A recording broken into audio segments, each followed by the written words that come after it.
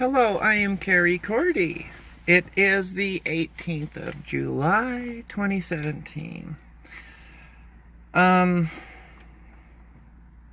Yesterday I got in contact with some people, and it looks like my story is going to get out there, and in a big way.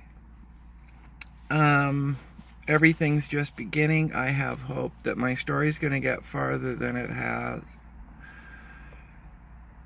I've been thinking a lot today. And what's been on my mind is the responsibility that a lot of culture and society puts upon the individual. And just to keep it in a simple point, I'll use religion as an example. Since I grew up Christian, I will use that as an example with my illustrations. But I love other cultures, and I've studied a lot of different cultures and such things as creation stories, which is kind of going to relate to my point if I keep on the topic I want. But, for instance, if, like in the Mormon world, if I don't serve a mission when I reach the age of 18, and, it's stated that every able-bodied young man and women should serve a mission.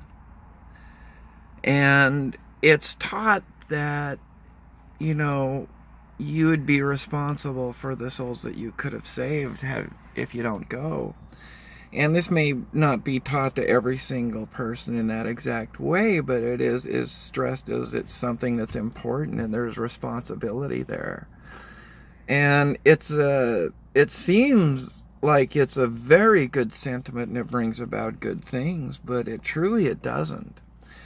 And it's a way to manipulate people to bring about a result that is more geared towards yourself or your organization, that brings a skewed gain. And this is an unending chain.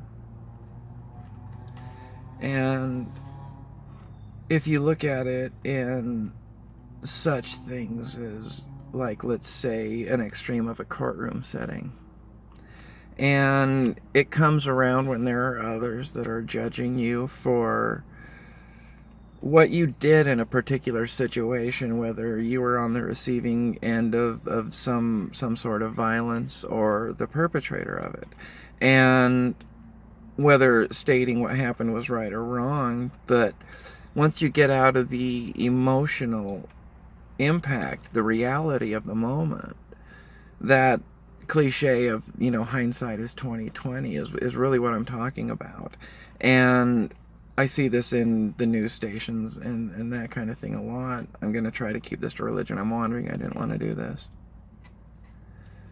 So the foundation and the reason that this kind of stuff isn't healthy is that it makes everybody responsible for every sin there is. And this is demonstrated in a lot of the extremism in religions all over the world.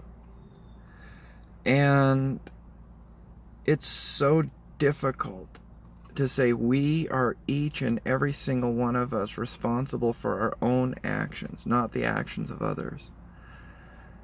Because the very foundation of this thinking is truly, truly difficult to understand and grasp, because that means the leading cause of death is birth, which makes it the fault of your parents. And since as a species we multiply or procreate, if you want to say, logically you can determine that will lead you down to a singularity, which is where I was going to bring up the creation stories. And like I said, I'm going to use a predominantly Christian one. So you get your Adam and your Eve, the beginning.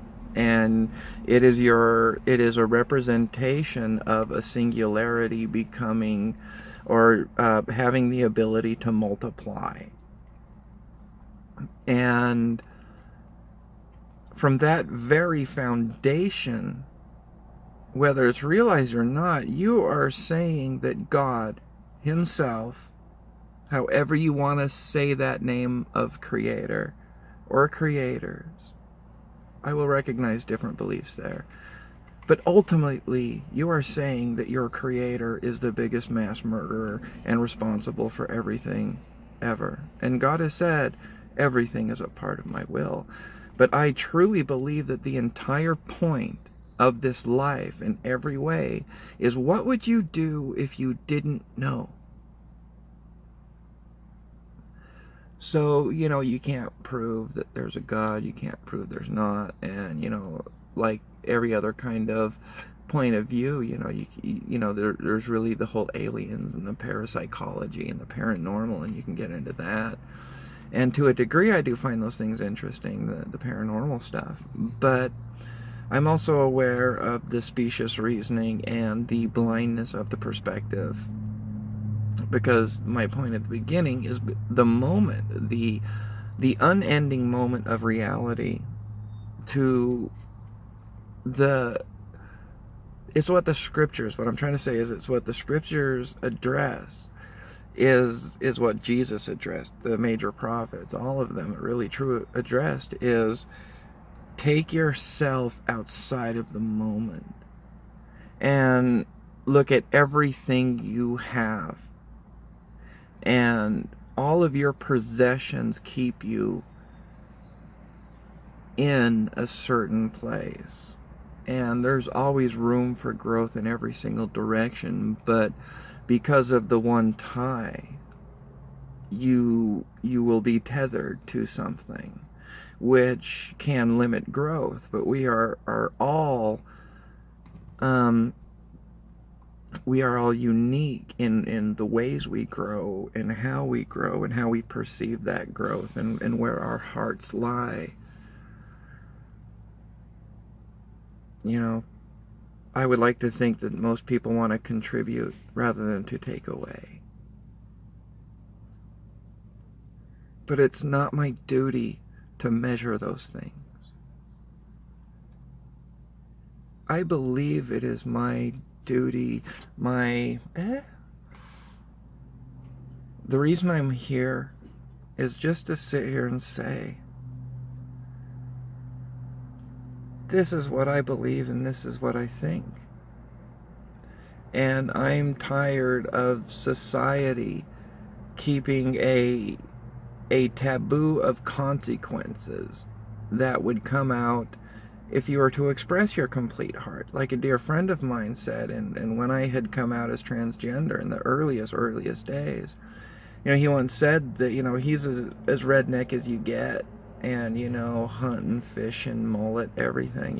You can look at him and make a complete misjudgment about who he is, but he's one of the most kind, honest people that I've had in my life. And he said, you don't think that if it was acceptable, I would wear a fucking dress to work once in a while? Yeah, I'm jealous of that shit. And he was a guy that in a big, heavy kind of construction job, he was on the phone with his girlfriend. He's married now, so this was a long fucking time ago. We've been friends for over 20 years. And he said, he did, oh, I love you too, sweet. Oh, I can't wait to see you too, sweet. And just like that. And, by the time he was going to get off the phone, there was blood in the water, and all the other guys, they smelled it. In case anybody doesn't know, I was male back then. I've only been in living full-time for a year and a half, hormones for 14 months. And he gets off the phone, he looks everybody around, he says, all you motherfuckers talk to your women that way. I'm just man enough to fucking come right out and say it. I love surrounding myself with those kind of people. This is who I am, god damn it, and I don't give a fuck what society says. I've lost everything so many times, it's become a cliche. It's really lost meaning. So I've come to realize that these things that are talked about in higher learnings and philosophies and scripture, religion, spirituality, ways to do business and run politics, and to help your community and just live your life in general, is I am going to follow my heart. And don't fear about the consequences. You know, you'll be taken care of. And with my life, shit gets down to the wire, I'll lose everything and be on the verge of even losing, you know, the where I can sleep and where I can lay my head. And you know, it's happened so many times that I know I can do it. That's fine. It seems to happen anyway, no matter what I do or try to grow from. So there's this tether. And it seems as though I've reached the end of that tether. And I need to grow.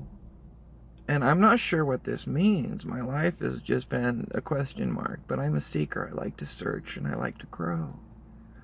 Because the more I grow, the more I find that there is far more there to grow into than I could grow into. I love knowledge. Anyway, thank you for listening. It's, you know, I kind of do long ones. But thank you.